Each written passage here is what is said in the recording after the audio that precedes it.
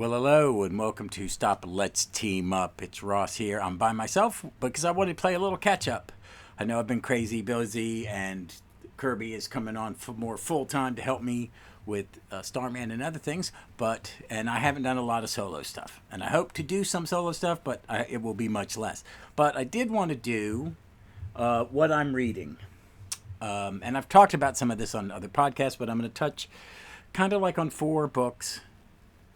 And titles I've read, and then kind of go over an overview of other things I'm reading. That said, I've been reading less and less of my floppies, which is bad because I've got a stack right next to me. I've been keeping up on Ghost Machine. I've dropped all Marvel titles from my pull list, which I've said on the podcast, just because I got to save money, and I'm getting a better return for my buck from Ghost Machine and DC. But I even haven't read a lot of that. I'm kind of jumping in and out of the KO event. I'm going to read it when there's a long stretch of issues to read. I'm enjoying some of the stuff I'm reading. I'm just not in the mood to read an event. So I'm kind of holding it till it's all together. But I have been reading more recently, in like the last 6 months, I have read through collections faster and not just on my jump around, which is just the way I do without getting, so I don't get bogged down or burned out or over saturated with a character or a title. But I did the Silver Surfer, and the first, like the Engelhart into Beginning of Starlin one. The second one's coming out. I can't wait. And I had read a couple other things all the way through, which surprised me. So what I did find is I've talked about a lot, how much I love the Super Sons by Tomasi. The movie that's based on the stuff by Tomasi and Gleason. So I bought the final one that has everything in it on me. And then I bought, because I liked some of what I had read, that I bought the Superman by Tomasi and Gleason. And it's pretty much them finishing writing out the New 52 Superman. I don't understand all of it, but as a new reader, I didn't need to know all of it. I just need to know that this was the Superman from the universe before, or another universe, and he came in eventually with continuity, changing events throughout. He becomes Superman again, but he has a young teenage son, John, him and Lois, and they're living in Hendersonville, a county near Smallville, but where no one really knows them, and they're laying low. But he takes the previous Superman's place, and then there's another Clark Kent. But he's not the other Superman, which is so. It's I had not read I've not read the Morrison Superman. I have not read the stuff that transitions into it, but I really wanted to read. I love the Super Sons so much, and Kirby said, "No, read the stuff. The Super Sons is amazing, read it." I bought it. I didn't start reading it because I did want to read. I wanted to read the other stuff too, so I bought the Superman, and it is one of the best Superman runs I've ever read, ever. I'm a huge fan of the Triangle era. That's my first love. I mean, I really love the Triangle era. I do like post-crisis Superman a lot more than I know pre, because I didn't read a lot of pre-crisis Superman, and he was very much he was a very two-dimensional character for me, for my taste. I wanted more. I wanted something more, and I think as the Bronze Age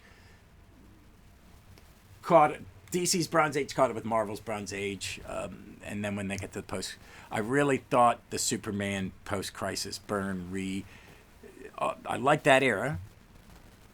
Good and bad of the Bird stuff. There is some stuff of Bird, and I did, it was a very good run.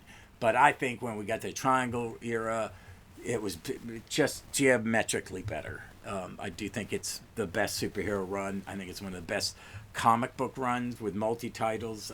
You can read it as this one kind of bottled universe, and it's amazing. And I can't wait till more of the Omnis come out so I can read it. But I would put the Peter Tomasi and Patrick Gleason Superman up there. It's just so beautifully crafted. It uses the lore. It makes some corrections to, as they're moving away for their rebirth doesn't fix everything. And with Superman, because they wanted to just to kind of erase the New 52 Superman, not erase him, but have him have a hero's death and write him out, because they couldn't fix what they felt were the problems with the Superman titles, because that's, I'm not saying that wasn't a good thing and it needed to be fixed. I'm just thinking they decided the editorial made it a change, and they made a good change. I think that this is amazing. I think the art's amazing. I think when they fill in people, it's amazing. My buddy Ken got me a couple of the Action Comics by Dan Jurgens oversized hardcovers. So I got the other two that make up that. I guess it's volume 1. So I read that too. So I understood what was going on both sides of Superman's world, Action and Superman. The Jurgens was fun, but not as good as this. I mean, it was good. I mean, it wasn't terrible. It wasn't. It didn't counteract. It didn't go against this one. They're kind of in sync. It lets me know what's going on. So I caught up. I could catch up on what was going on because there was enough strategic information dumps to get a new reader in and understand, or at least understand well enough that I'm not going, woo, what's going on? Who is this person? There are people, there were less characters I remember, because Triangle Era had a huge cast of thousands. It was just different characters, and they had gone through some stuff that I hadn't read, but it still worked, and they were fun. They went, they were serialized stories that were still, you could read every issue. It was fun. It was not deconstructed in any way, shape, or form. I don't think. My pet peeve of, the way storytelling's done down is that they cut out almost any conversation, in my opinion, or some books are just without it. It's one reason I stopped reading Avengers. As much as I've enjoyed Ted McKay before, there's nothing in that run that sings to me, because there's nothing in that run that moves those characters to a place where I think it's going to have any effect on them. It's like, okay, at the end of this run, everything's going to be back to hunky-dory norm. I find them just not as interesting. What I have enjoyed about the Tomasi Gleason stuff, I feel that there is a lot of character interaction on certain emotional context. There's, you understand that how much Clark and Lois love John, but they're trying to protect him. How much he doesn't really know about what's going on. How this Superman from another world, how is he going to fit into the world? How the world views him changes. And also it brings in the big guns. It brings in, you've got Mr. McPiddlix, you got Luther, you got all these things, all the other stuff that goes on in the Superman world. But they felt new to me. The big overarching arc,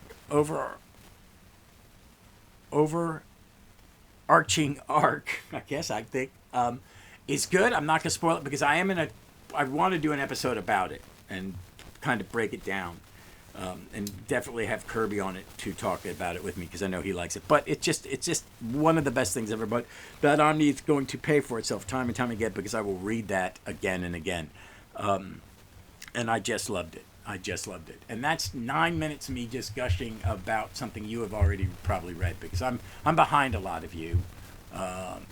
And I don't think I'm on. I mean, I think there are a lot of us that still are reading more modern comics, but our loves, and I read more stuff from the Bronze and early, the Bronze Age and post-crisis and stuff like that. So the next thing I wanted to talk to you about was I finally finished the first DEC Finest team-ups. Get these, folks. It's amazing. The first one, which was DC Finest Team-Ups Chase to the End of Time, which had DC Comics Presents and Brave and Bold. And this was, what was this one? This was DC Comics Presents 1 through 14, Brave and the Bold 141 through 155. It's about 600 pages. It's got the first 14 issues of DC Comics present. Well worth it. You've got Garcia Lopez. You got the first two-parters, Flash. You've got some other stuff. They're great. These DC Finest are amazing. I love the team up. I got to see Batman and Red Tornado done by Don Newton. Oh my God, Don Newton, guys! If you don't know him, just Google him and find some comics he drew, and you'd love him. He did some really good Superman. He did some really good Shazam. He did he did a sci-fi thing, Star Slammers I forget what it was, but it was a DC science fiction title. I think it was Jerry Conway writing. I'm blanking on it, but it was really good. But they're great, and the way they do the team ups, they're in publication order, just like they have done with the horror, the action comics, or the Superman. Not action, it's because it's both titles. That's kind of next on my list. Pushed back by something else. Push it further down the reading pile for something else. But I've really enjoyed it, and it took me a little bit, and I thought I still had a bunch to do, and I realized I only had like 4 issues. I sat down there. We got folks, I'm recording this midway through February, and we had a big snow, and I just spent a couple of days at work, and then we were kind of trapped. It was really bad ice snowstorm here in Richmond. For us, we don't deal with it when it's an average snowstorm, but this one was pretty bad. So I had a lot more time to read. At times me and my wife's apartment did not have proper heat for about 3 weeks. So it was, I got some reading done, and I finished it. And it was really good. I really liked it. I miss these kind of team up books. I think you could do it in this modern day publishing. I find myself pulling more and more away from floppies for a lot of good reasons. And some is what I'm getting for my money. I think with Ghost Machine and certain of the DC titles, the Wade stuff, the history stuff, and a lot of that, I'm having a good time. The Avengers and Marvel stuff, I can catch up. I find me catching up on the app more often, and that's why I decided to just drop it all. I'm enjoying the new F. I'm enjoying the Doctor Doom event. I really am. I'm jumping in and out of the Ultimate Udis, reading it in the reading order. Which is cool because I can go read about 12 issues and go, okay, that was a nice day. And I could finish it this year. So I'm enjoying other stuff in Marvel, but I'm moving more and more away from floppies. And as I've been getting a lot of books and across using the Omni, the deluxe edition models, the compendium, and the DC Finest, sometimes an Epic, only for the Avengers. Epics are too overpriced, but I will, with one that's coming out and another one, when it comes out, I'll have everything up through the Crossing, everything from 149 through the Crossing, which is fine because I'm gonna I got enough Avengers Omnis for right now, but I really want to keep up my read through, and that's another thing I've been reading. But that's going to be for the or after. These are great. The team up one's great. There's another one coming out June of 26. It will be from over the years 1978-79. Because I think the first one, I think the original one is just 1 year from 1 year, but this is no, so that's 78 to 79, and Impossible Escape, which is the second one, which is Brave and the Bold 106 through 130, and Super Team Family 1 through 7. That will be early 70s. So that sounds interesting. Brave and the Bold was good most of the whole time it was coming out. So that's amazing. But yeah, the team up one was great. I'm going to move on to the DC Finest, Flash, the Human Thunderbolt, which is you've heard me talk over some of the last few months of recordings, or not that, maybe a month or two, that I have to apologize. I feel that I've bashed Barry Allen unfairly, and I will say it again, but I have enjoyed the hell out of. I'm halfway through this. I'm about to reread the first Elongated Man and Trickster story. It is the beginning of Barry's thing from its showcase 4, 8, 13, and 14, and then Flash 105 through 123. And this volume ends with the Flash of Two Worlds, and I can't wait. And I can't wait for the next one. They're going to do another one, but that's going to jump into the 70s. So that one I'll have to figure out. Because some of that 70s stuff I've read and I wasn't a big fan of it. But maybe I will have a more open mind.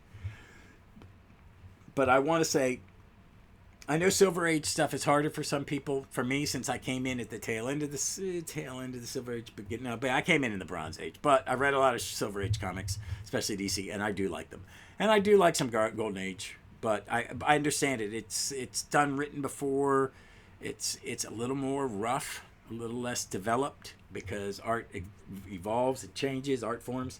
I find these in the Flash because they're by Groom and Infantino and Gardner Fox and Infantino. This is some of Carmine's most beautiful art. I think his detective comic, his Batman and Batgirl and stuff like that. I really like that, and I love it because it's one reason I love certain art.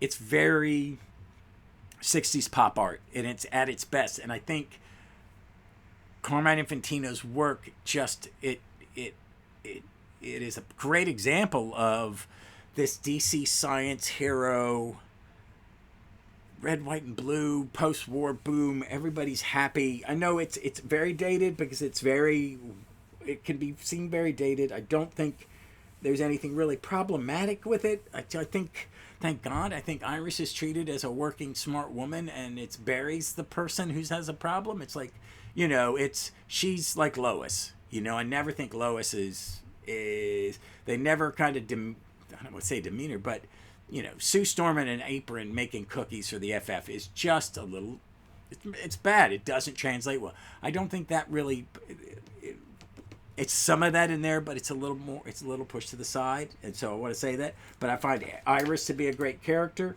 I find Barry to be less of the Boy Scout. He's just being, a guy trying to do the right thing. And I'm seeing the creation of all these characters I absolutely love, which is weird because I am a Wally guy.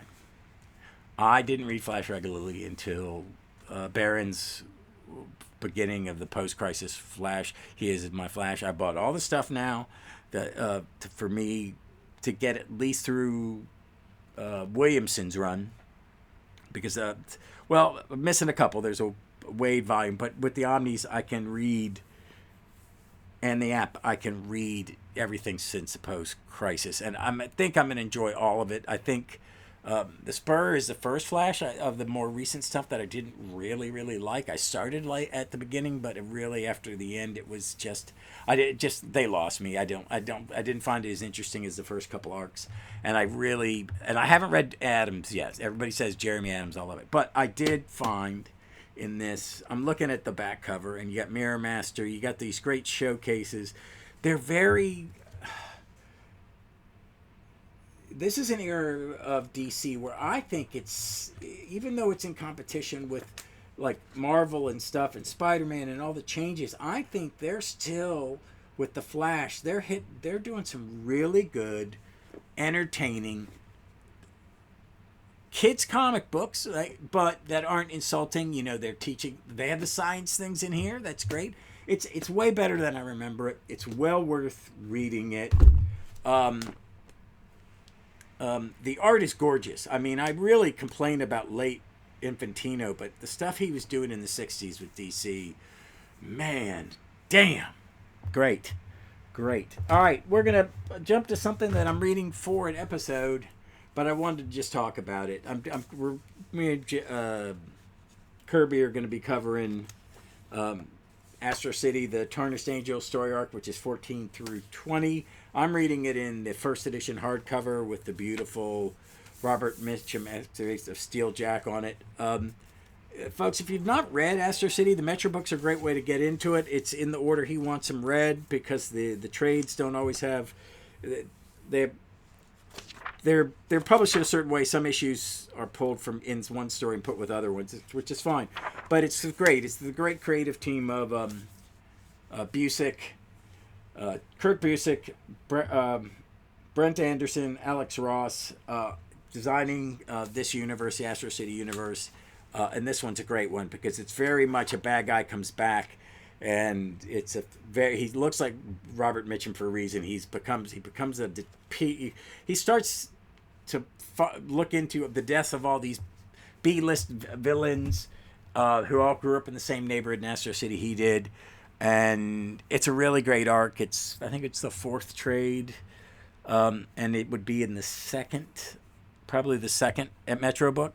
It's well worth getting. It's wait until me and Kirby talk about it because we'll be gushing. But it is not deconstructed. It is very a lot of verbiage, a lot of, but it works. I think sometimes we're missing that happy balance of dialogue, exposition, and art all helping each other tell a deeper story, to get a little deeper into it, and conversation and having characters have conversations is a really important thing. Me and Kirby were just covering a Starman episode about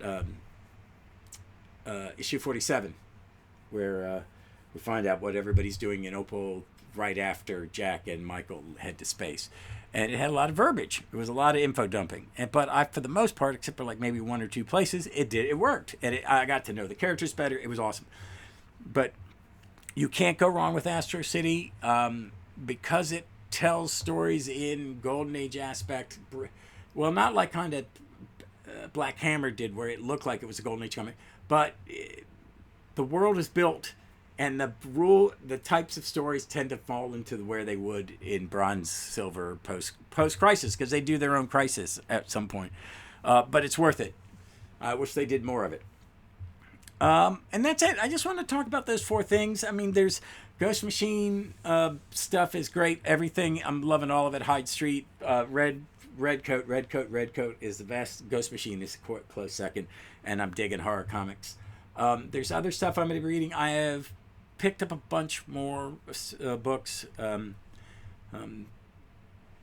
Hopefully there's not something coming out after next week, so it'll be nice to have a breather.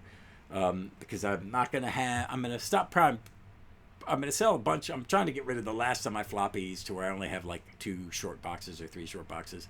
And I'm going to get off of the eBay stuff because it's just not worth the time. And I'm not, I'll give books away to get readers, to get new readers. And I need to save some space. But that's great.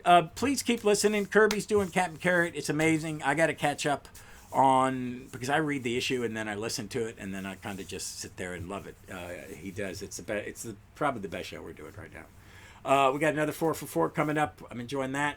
We got some Starman stuff coming up. I got to get stuff scheduled, and I'm going to finish Will Payton. I'm going to do a quick little episode on Thursday, which will probably wrap up. I want to talk about the end of that Starman, Will Payton, and that will not be this Thursday. This Thursday will be issue 46. I recorded it. Was I laid up? I think it was laid up in bed with the broken foot. So David and me did a bunch then, and it's the last one. But there's more. I got to talk to you, David. If you're caught up to this, but I'll shoot you a message anyway. But we got to get together. There's a talking with David and another Tom Pass coming up. All right, and stuff like that. Some good stuff to come out, and I'm going to try to do these quickies. And maybe cover a comic that I liked or enjoyed or something type of, like, hey, I just read this. This is what I think about it. And there's some great stuff coming out. And I'm looking around at all the stuff I need to get started on. When I'm done here, I'm going to read some more Astro City. And then I'm going to read some Steve Englehart, Salvi Sima Cap. All right, folks, that's it for today. Thank you, as always. Please be safe. Be smart. Please to be kind to one another. Keep an eye out for your neighbors. All right, we got to keep an eye out for each other nowadays. And read some comics. Definitely read some Peter Tomasi, anything. I like his Rockefellers at Ghost Machine.